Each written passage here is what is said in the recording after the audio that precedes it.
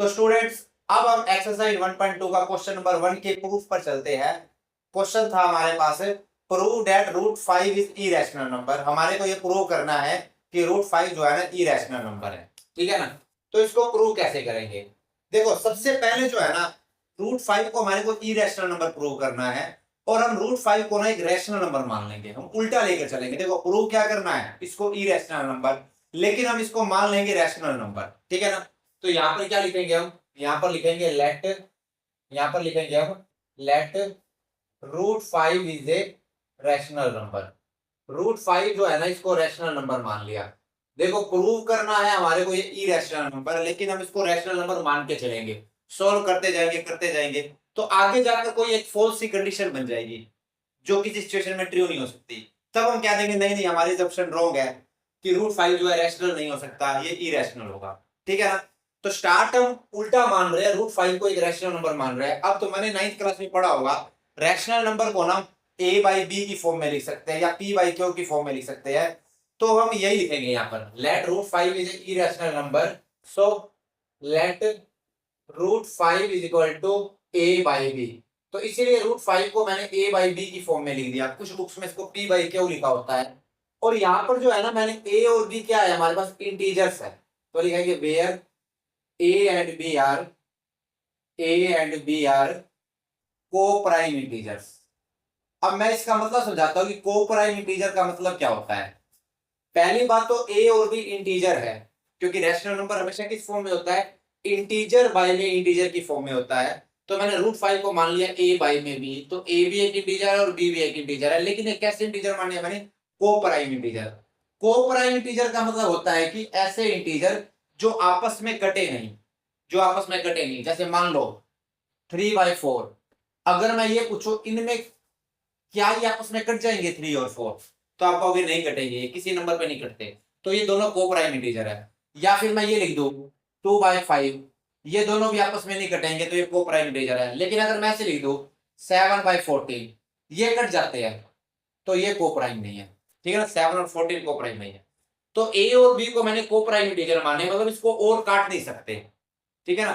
तो इनका यानी कॉमन फैक्टर कितना है, 1 है कॉमन फैक्टर, यानी कि अगर काटोगे तो इनको 1 पर ही कटेंगे। ये भी को प्राइम है, ये भी को प्राइम है, ये को प्राइम नहीं है। 7 और 14 7 और 14 कट जाते हैं आपस में, ठीक है ना। तो हमने मान लिया root 5 is equal to a by b, where a and b are coprime integer. अब इसके बाद क्या करना है, इसके बाद जो है ना हम इसकी स्क्वेयरिंग कर देंगे बोथ साइड, ठीक है ना। करेंगे स्क्वेयरिंग बोथ साइड, दोनों तरफ स्क्वेयरिंग कर देते हैं हम, स्क्वेयरिंग बोथ साइड। तो बेटा रूट 5 का स्क्वायर क्या होगा, यहाँ पे रूट 5 का स्क्वायर हो गया, यहाँ हो गया ए स्क्वायर बाय में बी स्क्वायर। स्क्वायर से स्क्वायर रूट काट दो, ठीक है ना। तो स्क्वायर से स्क्वायर रूट कट गया, क्या बच गया 5, 5 equal to a square by में बी स्क्वायर। अब देखो इसके बाद क्या करना है, बी स्क्वायर को लेफ्ट साइड में शिफ्ट कर दो, 5 को राइट साइड में शिफ्ट कर दो। बी स्क्वायर तो ऊपर चला जाएगा, 5 नीचे आ जाएगा। तो हमारे पास क्या बन जाएगा, ये इस तरीके से कुछ बन जाएगा, b square is equal to, b square को मैंने ऊपर शिफ्ट कर दिया, डिवाइड है वहां जाकर ऊपर चला गया, 5 ऊपर है, राइट साइड में जाएगा तो बाई में चला जाएगा, ए स्क्वायर बाय में 5। तो बी स्क्वायर की वैल्यू कितनी आ गई, ए स्क्वायर बाय में 5। अब b square a square by 5 के बराबर आ गया। अब ध्यान से सुनना, ए और बी इंटीजर थे, तो ए का स्क्वायर भी इंटीजर होगा। किसी इंटीजर का स्क्वायर क्या होता है, इंटीजर होता है। तो एक इंटीजर को, ये ए स्क्वायर इंटीजर हुआ, मैंने 5 पर काटा, एक इंटीजर को 5 पर काटा, तो हमारे को बी स्क्वायर मिला। और बी स्क्वायर खुद भी इंटीजर है, मैंने शुरू में माना है ए और बी इंटीजर है, तो बी स्क्वायर भी इंटीजर हुआ। यानी कि एक नंबर को, एक इंटीजर को 5 पे काटने पर दोबारा इंटीजर मिल रहा है। तो इसका मतलब यहाँ पर ये कह सकते हैं कि ए स्क्वायर इज डिविजिबल बाय 5, यहाँ पर ये कह सकते हैं। एक छोटा एग्जांपल समझा देता हूँ मैं, ये बात समझ नहीं आई तो मान लो मैं 8 को 8 बताओ 2 से डिवाइड होता है या नहीं होता, तब कहोगे होता है।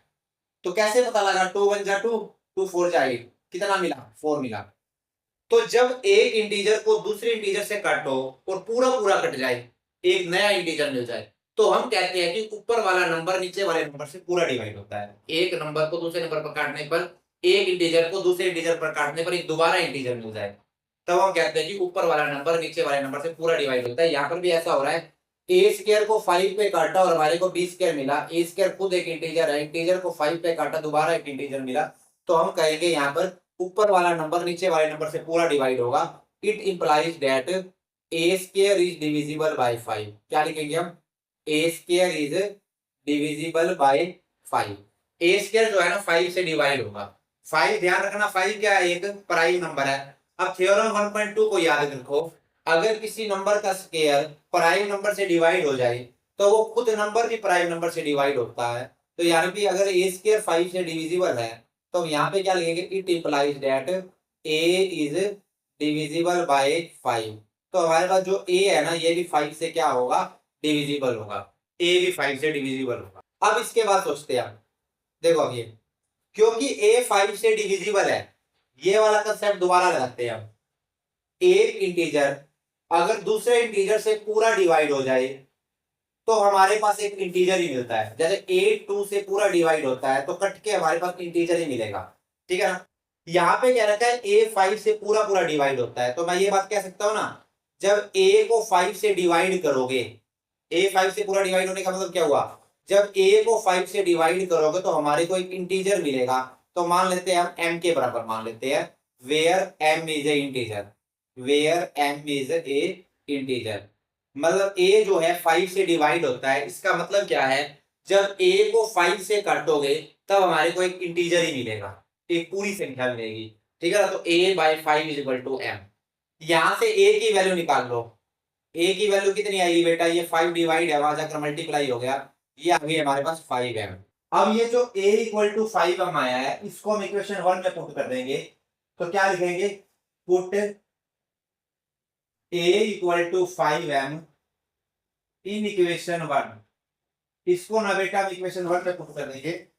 तो इक्वेशन 1 में जब इसको पुट करेंगे इक्वल टू 5m तो क्या हो जाएगा? यहाँ पर b square is equal to a square, यानी कि ए की जगह पुट कर दिया 5m, 5m का स्क्वायर, या मैंने ए की जगह क्या पुट कर दिया? 5m पुट कर दिया, तो ये 5m का स्क्वायर। और बाय में क्या पड़ा है? बाय में हमारा पड़ा है 5, तो बाय में पड़ा है 5। और सोल्व करते हैं इसको और सोल्व करते हैं। तो यहाँ कितना हो जाएगा? ये b square is equal to 5 का स्क्वायर कितना हो गया? 25, 25 m स्क्वायर बाय में 5। दोबारा काट दो, ये 5 1 जा 5, 5 5 जा, ये काट दो आगे, तो कितना आ गया? ये 5m square. B square is equal to 5m square, या फिर 5 को बाय में लेके जाओ, ठीक है ना, 5 को लेके चले जाओ बाय में, तो ये कितना बन जाएगा? बी स्क्वायर, ये 5 बाय में लेके चले जाओ बी स्क्वायर के, बी स्क्वायर बाय में 5 और is equal to m square. क्या किया मैंने? B square is equal to 5m square था, 5 को उठा के बी स्क्वायर के बाय में ले गए, तो क्या बन गया? B square by 5 is equal to m square. अब दोबारा कंसेप्ट लगाओ, बी खुद एक इंटीजर था, इंटीजर का स्क्वायर भी क्या हुआ? एक इंटीजर। एम भी एक इंटीजर माना था, इसका स्क्वायर भी क्या हुआ? एक इंटीजर। एक इंटीजर को 5 से डिवाइड कर रहे हैं तो दोबारा हमारे पास इंटीजर मिल रहा है, तो इसका मतलब है कि ऊपर वाला नंबर नीचे वाले नंबर से पूरा डिविजिबल है। तो यहां से हम क्या कह सकते हैं? It implies that b square is divisible by 5। तो जो बी स्क्वायर है वो 5 से क्या है? डिविजिबल है, यानी कि ऊपर वाला नंबर नीचे वाले नंबर से डिविजिबल है। और हम क्या कह सकते हैं? और हम कह सकते हैं it implies that b is divisible by 5। जो बी है ना वो भी 5 से डिविजिबल है, क्योंकि यहाँ पर मैंने क्या लगा दी? थ्योरम 1.2 लगा दी। अगर बी स्क्वायर 5 से डिविजिबल है, अगर किसी नंबर का स्क्वायर 5 से डिविजिबल है तो खुद नंबर भी क्या होगा? 5 से डिविजिबल होगा। अब देखो हमारा शुरू में क्या आया था? शुरू में आया था a इज डिविजिबल बाय 5। अब क्या आ रहा है? अब आ रहा है b इज डिविजिबल बाय 5। इसको इक्वेशन नंबर 2 मान लो, इसको मान लो इक्वेशन नंबर 3, ठीक है ना, इसको मान लो इक्वेशन नंबर 3। अब ध्यान से देखो बेटा, from 2 and 3, from 2 and 3।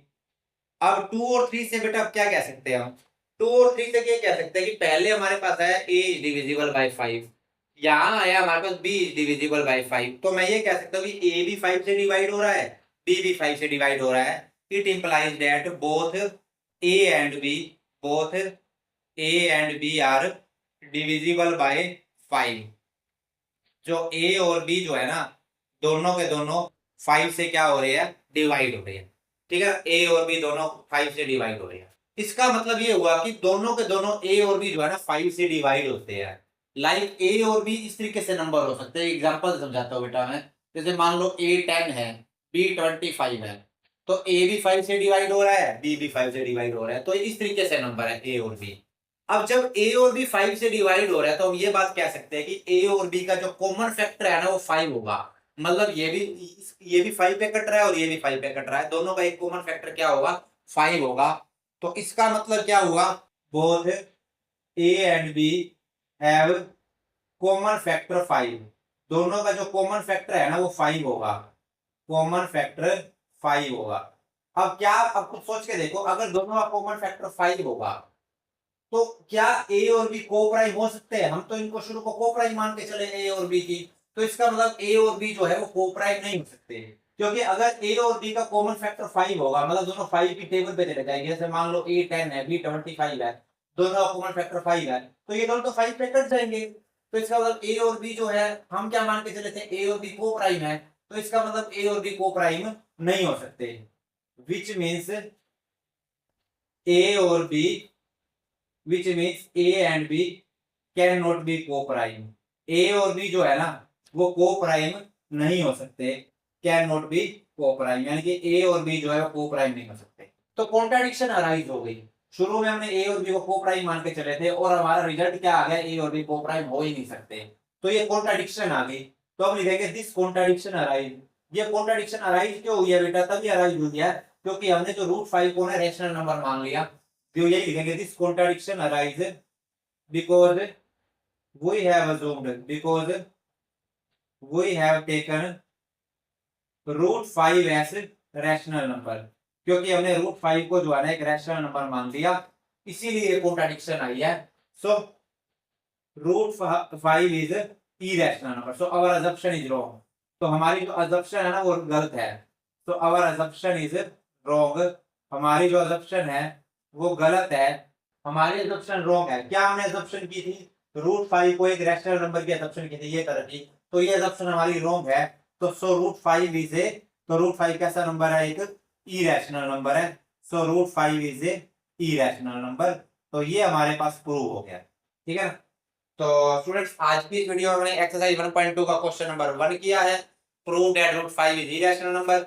Next video में हम जो इस एक्सरसाइज को कंप्लीट कर देंगे और हमारा चैप्टर 1 पूरा हो जाएगा। मैंने प्लेलिस्ट भी बना के रख दी है, आप जो है एक्सरसाइज 1.1 के भी सारे क्वेश्चन कर सकते हो, देख सकते हो वहां पर।